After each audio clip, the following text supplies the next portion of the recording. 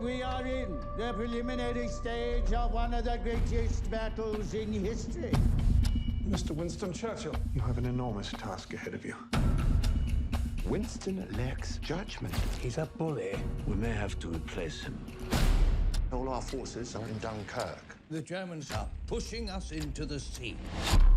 You have the full weight of the world on your shoulders. Are you not afraid? Most terribly. I speak to you for the first time as Prime Minister in a solemn hour for the life of our country. You ask, what is our policy? I say it is to wage war by sea, land, and air with all our might. We shall never surrender! Guys, congratulations. It's beautiful. It's an incredible script, wonderful performances. Joe, your direction is just incredible. It matches the tone of the script perfectly. But I do want to ask, like, one of the things that I felt like you did in this film was add sort of a fair amount of contemporary directorial flourishes to, you know, a story that takes place during World War II. How do you balance those two things? Because you do it wonderfully in this film. Thank you. I don't really think about it, to be honest with you. I don't think about whether I'm contemporary or not. I just try. My job is to take the screenplay and figure out the writer's intention, and then try and realise that as cinematically as possible. And so I don't really kind of pass judgment on what I'm doing. I just try and feel it, I guess. There's one particular thing that you do in the film that is so surprising visually and beautiful, which is a sort of an aerial shot of bombs going off slowly, kind of almost doesn't even dissolve, but turns into a sort of gray, dead soldier. It's really beautiful. Can you just, I mean, talk about bringing that into the film, or was that in your script at all? I don't think it was in the script, that one. The bombing was, but not the morphing into a body. This was a. It was really just trying to. It was really just trying to figure out a way of bringing home to Winston the implications of his strategy. I like the idea of these kind of leaders, or it scares me, the idea of these kind of leaders looking at maps as if, you know, as if they. The thing about maps is that it's a true representation of the world, but at the same time, it distances you emotionally completely. And so the aerial shot is like a map. It kind of creates that sort of distance, that sense of distance. And then I wanted the shock of the moment when he understands the implications of his actions. And in a way, a lot of the movie is about that relationship between leader and subject. And a lot of the conflict is like how we know historically that he was right for what he did, but in that moment there is this idea of he's pushing so hard for the potential death, not potentially for a lot of deaths in this moment. So how distant is he from this? How crazy is he? Well, history has proved him right. Yes. And but what we tried to do was to make a movie as if we didn't know what happened next. And I know, you know, there's a lot of debate in the movie about whether to fight on or whether to make a peace deal. And in certain circumstances, in more recent wars, I might have been on the side of those that wanted to sue for peace. But in this context, against this enemy, I believe Churchill was correct in his estimation of the situation. Anthony, when did the script start for you?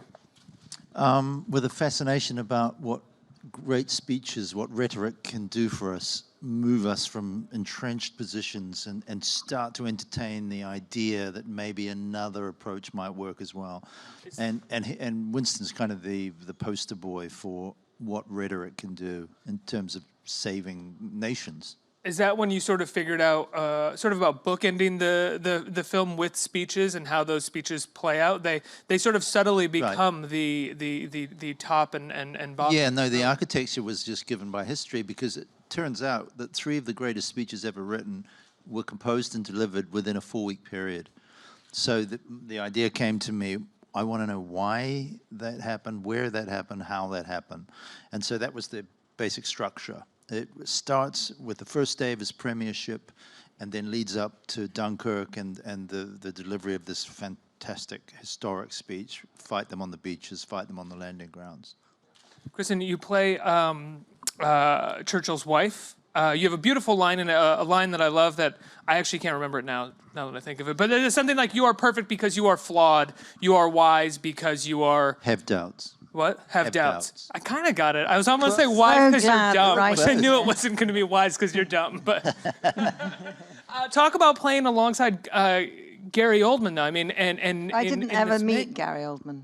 Really? No, he was never there. It was always Winston Churchill. It was extraordinary from the very first moment. What is that like? Do you want to end up? Do you end up sort of wanting to unravel the mystery and sort of pull Gary out a little bit in between takes just for fun? I suppose after a while, you know, we did see cracks, but it was really, really quite something to arrive on the first day of rehearsal and there's Winston Churchill. It was very simple. I know that he really managed to embody the character that had been written by Anthony, and that we all know through our history books, or don't know well enough. I mean, we know him better now. It was a truly extraordinary experience to have that actor embody that person opposite me.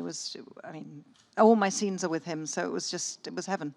And she truly exemplifies the idea that behind every great man there is an even better woman, and she carries him in a lot of ways and gives him the confidence that he needs throughout this darkest hour. I wouldn't say behind, I would say next to, I think, because I think they were very sort of complementary. They had a very passionate marriage, I would say. They adored each other, but they were also frequent fighters. They would challenge each other regularly. There were lots of things about him that she could not bear. He spent all their money all the time. She was very worried about that.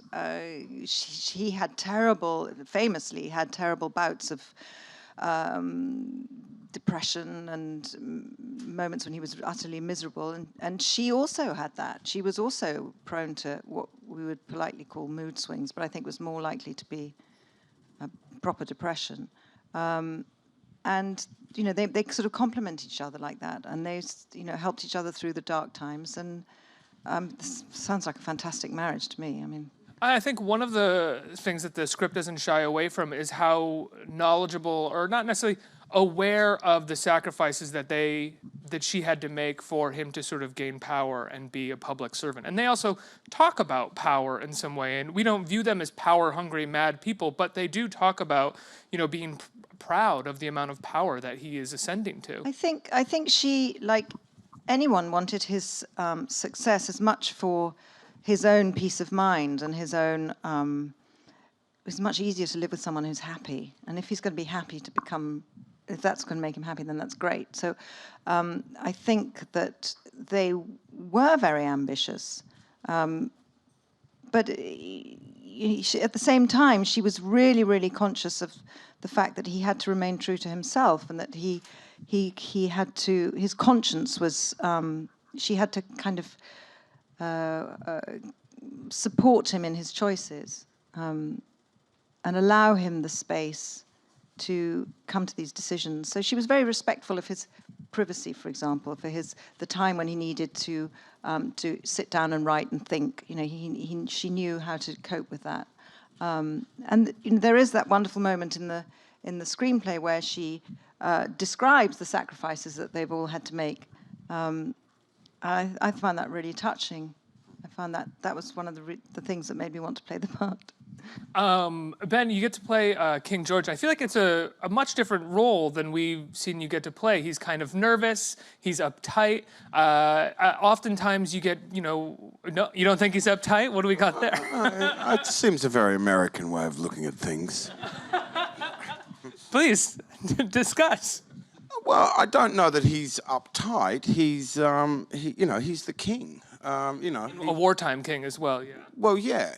So I don't necessarily think he's uptight, although, But no, he's a man that is, you know, thrust into a job that he never planned to do, that he didn't ask for. He has grave doubts about Winston, and frankly, he's right to have grave doubts about Winston. Winston was dodgy, you know. He'd messed up a lot of things. And a lot of people don't know that, you know, looking back. A lot of people just look at it like he came in and rah, rah, rah, and then it was all good. But, you know, he'd messed up a lot. Yeah, there were previous incidents that are referenced in the film, Gallipoli, for instance. But what was it like for you to get offered to play King George? Because I do think awesome. it is a different kind of casting for you than we've seen. Every time I've seen you in something, I've been like, this guy can do anything in the world. Give him, you know, any role that he wants. But this is a different kind of character for you. No, look, it very much is. I was really, I was overjoyed to be offered this role. And this man here saw it. And I don't think a lot of people would, given the form guide of psychos, child molesters, drug addicts, murderers. All beautifully played, Death Star designers, yeah. A benign... Hello, I'm a Death Star designer. If you need one, just call me. So yeah, I was really glad.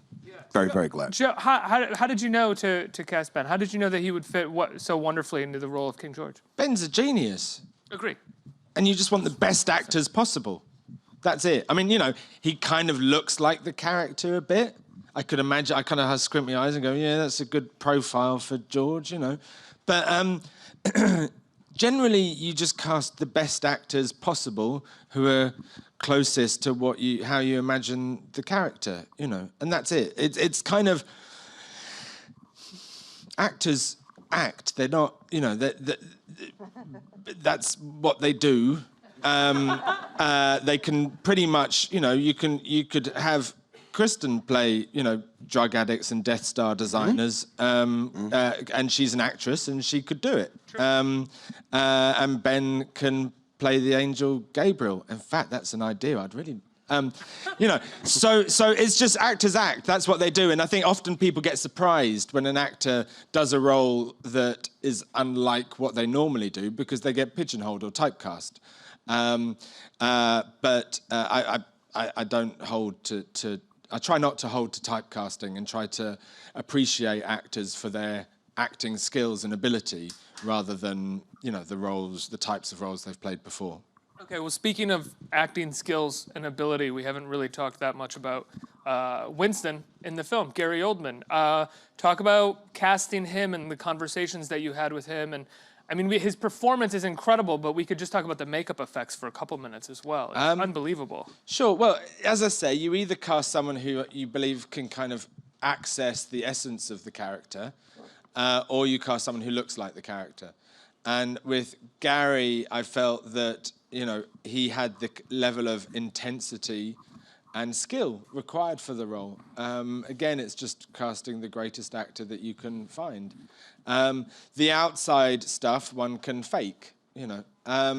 So Gary, I approached Gary and he ummed and ahed a little bit, and but fairly quick. I went and met him and we just talked about London a lot, really, and England, and we talked about how we envisaged the character, and then we started on a process with this extraordinary prosthetics makeup designer called Kazuhiro, which took about 6 months. There were many iterations of the makeup, so we started off with something that looked very like Churchill, but you could not see Gary at all.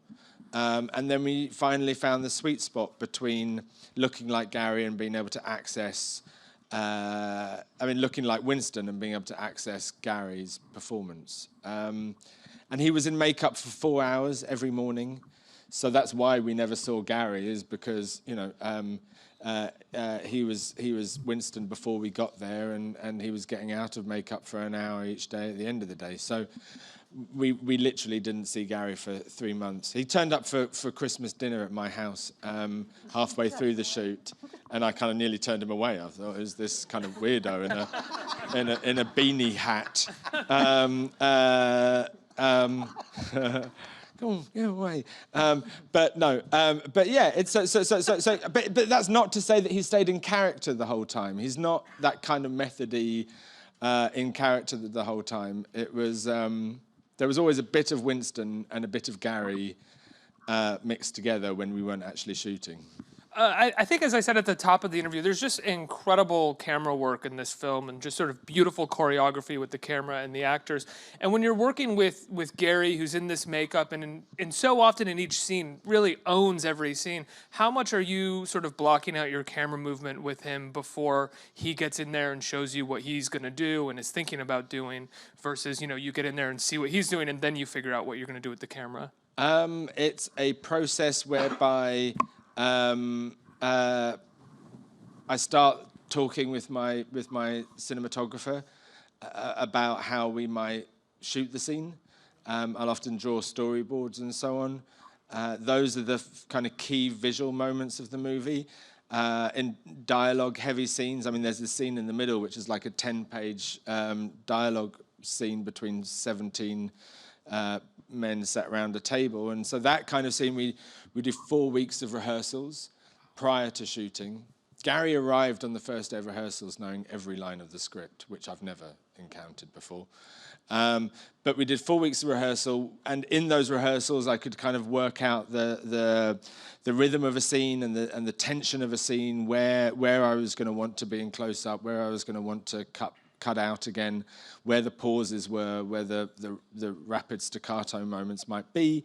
So I've kind of worked a lot of it out in rehearsals, and then I go away and start thinking about how to capture that with the camera. I don't really do coverage. I kind of am quite specific about how I want it to cut together. And then on the shooting day, we start with rehearsals again. So Gary and Ben or Kristin or whoever's in the scene will come and rehearse and we'll work out whether the plans we had work. And if they do, we'll do that. And if not, then we'll hopefully get some kind of inspiration. But it's really, it's about responding to, first of all, the script, then the locations, and then finally the actors. Yeah, you can tell that you don't do coverage because every shot feels very intentional versus coverage, or a lot of times over the shoulder or over here or wide. Everything you're doing is a push in or very, very intentional. Yeah. Yeah, that's my job. That's what I love. That's what I love. I mean, it's not just sort of, I use one camera and I don't just sort of shoot the crap out of it. I try and know what I'm doing. Good for you. Try. In the script, there's this element of going from the sort of aerial to the personal. There's this other element in the script of Churchill sitting in his car and looking at people through his window, and that ties into the map as well and plays throughout the structure of the film. When did you find that, and then did that have to do with the moment of research where you heard he went into the into the underground? Well, yeah, there's a sort of central idea in the movie that what made the difference in his decision to fight on was the will of the public. So I needed to find ways where he connected with the people. It was true that in those very dark days when it looked completely like a lost cause, I mean, the British Army was marooned on the coast of France, hours away from being exterminated. That would have been the entire British Defence Forces wiped out. Britain would be defenseless.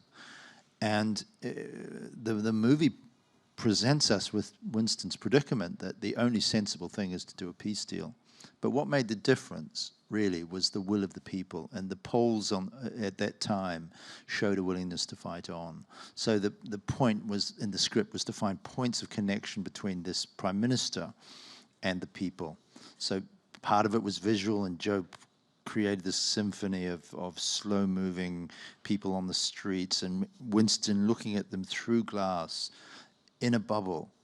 But then at some point in the script, that bubble had to burst, and Winston had to make direct contact. And that's where we have the scene where he just goes off-grid, and they say, "We've lost the Prime Minister," and he appears in the underground. And that's where he really takes the pulse of the people. What is it like making this film right now? This film that is in many ways about the sort of saving and creating of the Western Alliance and Europe and the fight against fascism. Sort of releasing it right now where it feels in some ways like those tenets, like those things that we've sort of believed in for the last century are possibly under attack again. If you think they are, maybe. I think that it's the job of the storyteller to present questions and scenarios, and it's the job of the audience to find the answers.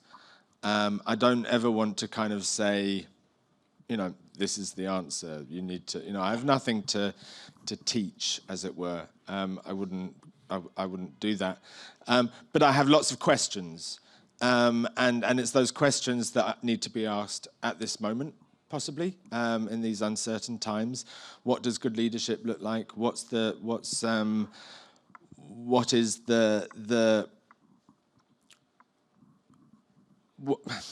how can we use language to fight the battle, really? And where are the lines of resistance? So yeah, I hope that people will engage in a debate as they exit the movie theatre. And did you see those parallels while you were writing the script as well? Yeah, the biggest discovery for me in researching Winston is that history gives us this image of a guy who never changed his mind. It couldn't be further from the truth. The actual historical record, when you dive right into it, showed a man who was uncertain, but also, crucially, a man who was able to change his mind. And if perhaps I have more of a pedagogic impulse than Joe does, so a desire to teach, which I try to overcome, but occasionally succumb. And if there is a message in the movie, it's possibly conveyed by this line that Oliver Cromwell once said to the Church of Scotland in the year 1650. And if I could wish one thing written above the door of every leader in the world, it would be this message from Oliver Cromwell. And he said, "I beseech thee in the bowels of Christ, think it possible you may be wrong." And the capacity to think that you may be wrong seems an absolute prerequisite, and what we should demand in our leaders. And so much of the film is about Churchill making really the hardest decision a leader could make and having to confront the fact that whether or not he's wrong. Yeah. Let's get some questions from the audience. Who has a question? You, sir, have a question. My question is for Kristin. I'm a bit nervous, and even speaking to you, I don't know how you address a dame. Is it just... I think you just say Kristin. Kristin. Whenever I'm scanning through Netflix or Amazon looking for a movie and I see your name, I'm wondering, is it going to be a French movie and you're speaking English, or a French movie and you're speaking French, or an English movie? Since you're fluent in both languages and have performed in both, do you have any thoughts or preferences about which language you enjoy acting in? Or Not really. I think it's possibly... Actually, no, I don't. This is a very short answer. I don't really have a preference. I think it just depends on who I want to work with and what the temperature of the film is going to be like, and what the subject is. I tend to get asked to do a different type of film in France. It's not... I play less sort of haughty, mean, aristocratic ladies. I play more normal, down-to-earth people in French. Some of them are murderers, no, I mean, it's really nice to have a variety like that. Next question. Hi. So I had the chance to see the movie a couple of days ago, and it was great. I was just wondering, for the acting with Gary Oldman or Winston, I know he's in the movie he says that the king is kind of scared of him, but they show a vulnerable side to him too, and the scenes that you guys played with him, did you feel that some of the intimidation or some of the vulnerability come through in the performance? Well, a lot of those, when you're kind of on song, when you're acting, you kind of have a lot of the feelings that, that are in the scene. You sort of have them while you're acting, if it's going sort of well. So you do you know, you can feel I mean, it's easy to feel intimidated acting with Gary Oldman if you choose to remember that you're acting opposite Gary Oldman. And, you know, this is an extraordinary actor. But, you know, it's actually really easy acting with Gary because he's so there. And, you know, one of the things you notice with actors the most is how well they hear what you say to them. You know, if you say it in a little bit different way and then they go, but I told you I have to go north. And then you say it a little bit and they, I told you I have to go north. So, you know, that sort of stuff. Now, Gary hears everything you do. And so it's very easy. I mean, Yeah, what do I you completely agree with you. You never really know what you're going to get back. So it's always a surprise. It's always hearing something for the first time, even though you've done the scene many more times. And you're right. You know, if you can play. That's the whole. You know, it's really, really lovely acting with somebody like that because you do get that sense of play that we had as kids. You know, we all basically started wanting to be an actor when we were children because it's just an extension of that pretending you're someone, but basically just pretending we're someone else. And it's very easy to keep that pretense up with somebody like him. I think I have time for one more question. My question is for Joe. In one of your interviews, you stated that you're not interested in historical reenactments in creating your films. Yet every single one of your movies, which I really love, they're kind of like these pieces that idolize perhaps something about that time. So when you start with your creative vision about some film you're going to start to work on, like Atonement or any others, what do you feel or that you want to portray by not taking sides for the audience? What are you trying to give us, perhaps, of any projects that you love doing? Ooh, what I'm trying to learn from every film. I'm trying to understand myself better. Generally, the films are quite personal. I'm not, you know, I wasn't interested in creating a history lesson with this movie. I was interested in this character who suffered a crisis of confidence and a moment of extreme doubt. And with Atonement, I was interested in guilt. Sometimes I feel a bit guilty, and sometimes I am doubtful of myself, and sometimes I am in love. And so it's really, for me, just a way of working through stuff. And I try to make them very specific, and I try to, therefore, I hope that in their specificity, they will become universal. I'm trying to understand humanity as much as possible. I'm trying to explore how we relate to each other or often don't relate to each other. It's a journey, you know, and it's the process of making the films that's important to me, not the final product. If a film is received well, that's great. That allows me to make another film. But it's the process that I love. Working with these guys, working with my DP, or just lying on the sofa dreaming up moments in time. I just love it. Joe, who's your biggest influence, movie-wise? Do you My have... mum. My mum, probably. When I was 6, I don't know if we have time for this story. When I was 6, I went to the cinema for the first time, and I said, that was amazing. I saw Close Encounters of the Third Kind, and I said, that was amazing. How do you make films?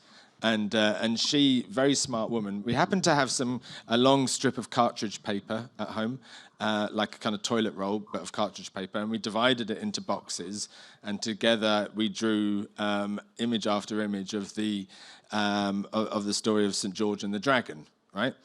And then we got a shoebox, and we cut an aperture in the lid of this shoebox, and we stuck the paper on 2 spindles, on 2 sticks, and we wound it through the aperture, and these pictures told a story, one after the other. And that basically is, to me, still filmmaking. You still feel like you've got the shoebox and the spindles? My company's called Shoebox. Oh, that's incredible. Yeah. On that note, when can people see Darkest Hour? It's coming. It's this. Yeah, it's released on the 22nd of November. Yep. It's quite a slow rollout, so it might not get to your town immediately, but it should be pretty wide by the Christmas break. It's such a beautiful movie. You did an amazing job. Congratulations. Give him a round of applause, everybody.